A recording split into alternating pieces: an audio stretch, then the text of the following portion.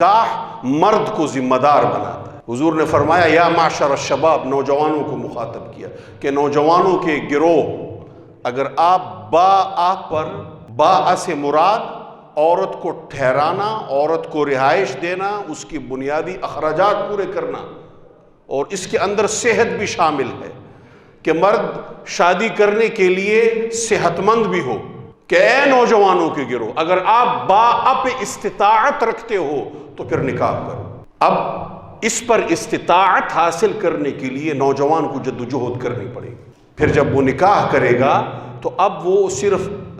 اپنے ہی حوالے سے ذمہ دار نہیں ہے بلکہ اپنی زوجہ کے حوالے سے بھی ذمہ دار ہے۔ تو یہ نوجوان کو ذمہ دار بناتا ہے۔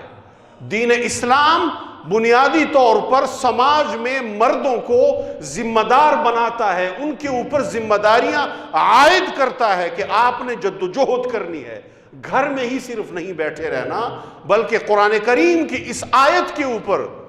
کہ وَجَعَلْنَا النَّهَارَ مَعَاشًا، جب سورج طلوع ہو تو آپ گھر سے باہر ہوں جدوجہد کے لیے، اور جب سورج غروب ہو تو گھر آپ واپس آ رہے ہیں۔ یہ پورا دن جدوجہد کے لیے، محنت کے لیے آپ نے، کیونکہ آپ کے اوپر کسی کی ذمہ داری عائد ہے، آپ نے کسی کی ذمہ داری پوری کرنی ہے،